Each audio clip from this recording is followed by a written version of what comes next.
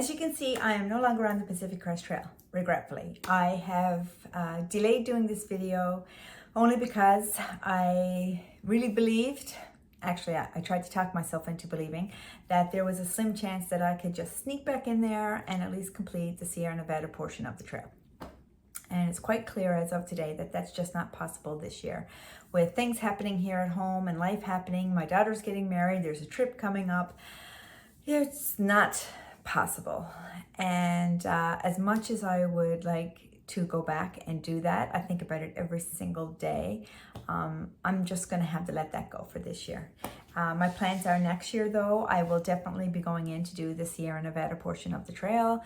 And I would like to go back, start off in Lone Pine again and go back and complete the rest of the trail. But I really don't know if that's going to be possible with, things going on back here, and I can't make promises for that. So, but yeah, definitely the Sierra Nevada portion of the trail for sure. So what happened? We went in, there was just the two of us, myself and Upa. Nobody else wanted to go into the Sierra Nevada the day we were going in. Actually, the day we were going in, there wasn't a lot of people in Kennedy Meadow South. The few that were there, they either left and went to do other trails. They either left the trail altogether, or if they lived in the US, they left and went home to try to wait it out and see what was going to happen and then come back.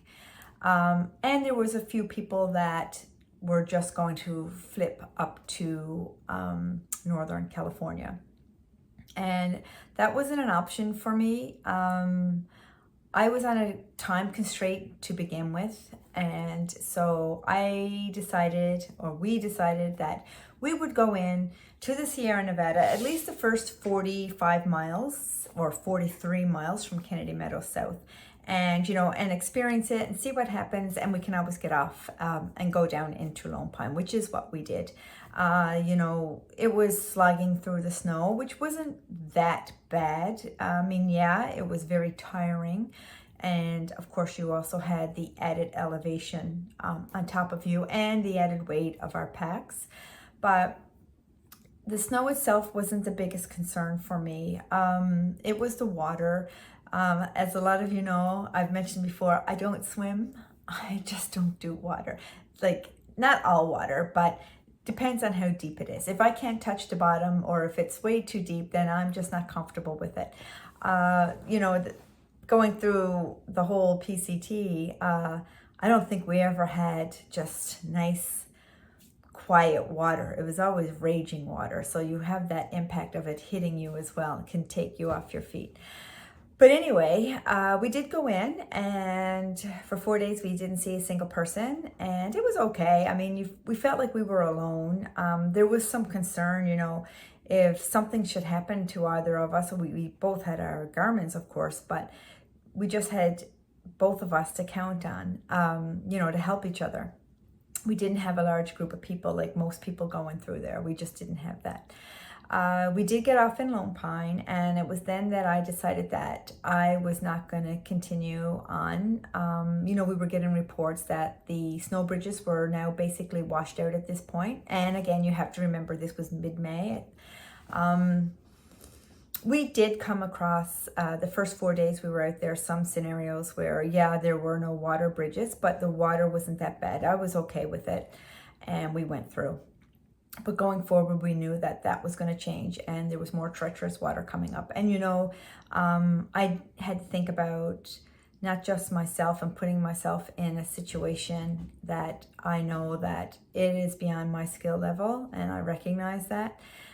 I'm also putting somebody else in danger too. And being that it was just the two of us, I did not want to be the one responsible for someone having to try to rescue me if something should go wrong. So I decided that I was not going to go forward. And the second part to that was the first 4 days going through the Sierra Nevada, my head was down the whole time because you're first looking at your phone, you're not on the trail. Because you can't find the trail. And if all of you are following other YouTubers on the PCT, you know what I'm talking about. You've heard it probably 1,000 times so far. So yeah, your head's down, and being that this was the part I was most excited about, I didn't want to be looking down. I had plans initially, you know, my vision, I should say, of going through the Sierra Nevada originally was going to be, I was going to slow down. That's the part that I would be slowing down on the trail because I wanted to take it all in and I wanted to experience all of it. And I just wasn't getting that. And I know some of you are going to say, well, you could have hiked at 2 a.m. No, you could not hike at 2 a.m. I did not want to hike at 2 a.m. Not that I don't mind hiking at 2 a.m. because I love night hiking, but then I would be defeating the purpose of why I wanted to see the Sierra Nevada, right? So anyway, that is why I decided to leave the trail. And I will be honest, I've been saddened about it ever since. I take deep breaths because I just really want to be out there. And I also have to recognize, though, that it's just not my year to do that. So next year I will go back. So what's going to happen going forward? Well, I have an adventure coming up in 4 days. I am heading to my home province of Newfoundland and Labrador, which I have not been home in 7 years. Yeah, you heard me right. I haven't seen my mom and my sisters in 7 years. It's awful. I only live here in Ontario. But anyway, I'm going to be vlogging that.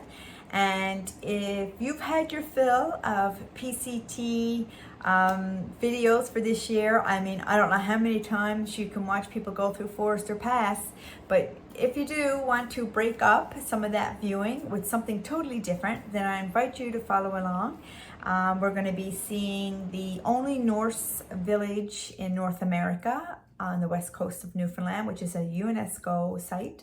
And I'm also going to be doing some hiking on the Tablelands, which again is another UNESCO site, and that is one of the only 3 places in the world where you can actually walk on the Earth's mantle.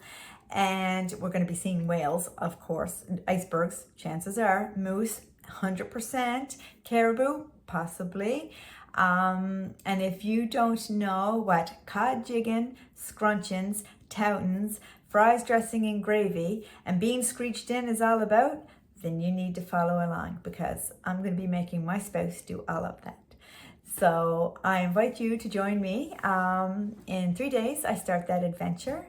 And I have other adventures coming up to give you some other experiences, maybe what life is like here in Canada in both the summer and the winter. And, you know, this made me realize being out on the Pacific Crest Trail, I met a lot of people Americans who were not familiar with the Pacific Crest Trail and lived like on the Pacific Crest Trail basically and had never walked the trail. And I thought that was so sad. They're missing out on so much beauty. And then it made me realize, you know, we have beautiful things here in my country too that I have not seen. And I need to get out there and see those things as well. So I have a few other adventures planned here in Canada. Anyway, thank you for following along on my Pacific Crest Trail journey. Don't count me out yet, for next year at least. And thank you to everybody who donated to the Soldier On Fund. I appreciate that, you know, helping veterans get out and lead active lives. I know that for myself, being outside actually helps a lot with my mental health. And I'm sure it helps a lot of other people, not just veterans, with their mental health as well. So keep following. Thank you.